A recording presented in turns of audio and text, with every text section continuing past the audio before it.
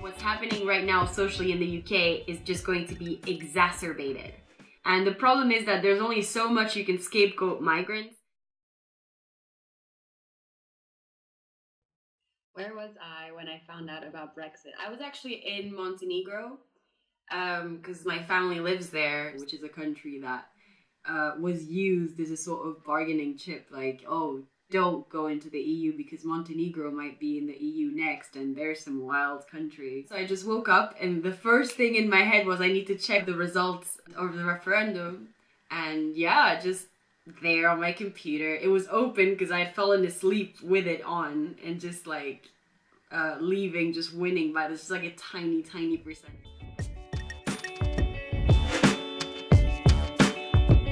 The first thing I thought was, fuck, like it's just, there's nothing else I mean, it's even hard to put into words right now because the problem is that we don't know exactly what that caused because like none of the campaigners have stepped forward with a plan. Like it's really hard to know what to think about something you don't really understand, and the problem about this referendum is that not only did people not understand what they were voting for, they don't understand the consequences because the people who campaigned to leave didn't understand them either.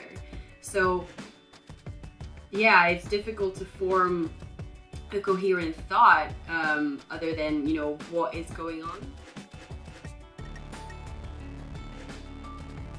I am a Belgian citizen, therefore this referendum affects my livelihood and my right to stay in the country, and therefore affects, you know, however I foresee my future in the next couple of years. Even though I'd already decided that I'm only staying in the UK one more year, now this year is looking very different than it would be looking if it hadn't happened.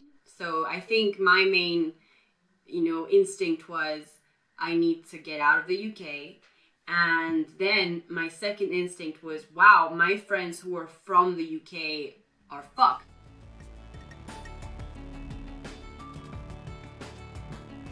I work in the arts, and I was going to say that it might not, you know, impact how much I get hired or who wants my work, but we don't really know what kind of government subsidies the arts are going to receive. We don't know what is going to get funded and what isn't going to get funded.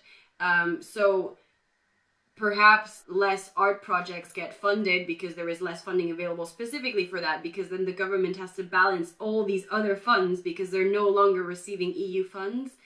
No one who isn't a UK national has a 100% guaranteed secure future as to their livelihoods and how long they can stay here. So I have options. So my practical side thought about my options. My emotional side thought about the fact that not everyone has options. Otherwise, I'm still studying, and actually I'm starting a master's in conflict response, and it feels like a perfect time to be doing this in the UK because this country is imploding.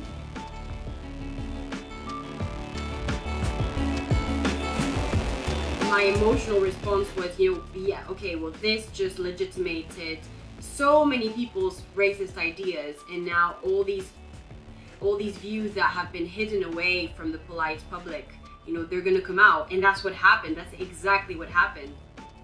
Socially, we've already seen a massive rise in overt racism. I mean, this isn't racism that just started post-Brexit. These are people who have been racist their whole lives.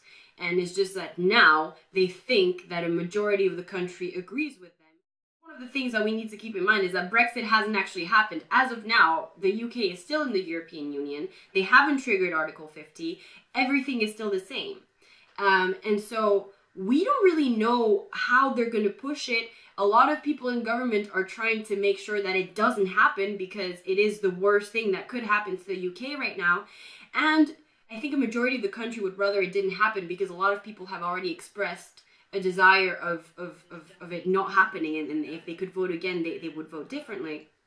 But what we need to remember is that these people who have come out and are spouting all their racist stuff and they think that they are legitimized, like, these are people who will turn violent if Brexit doesn't happen.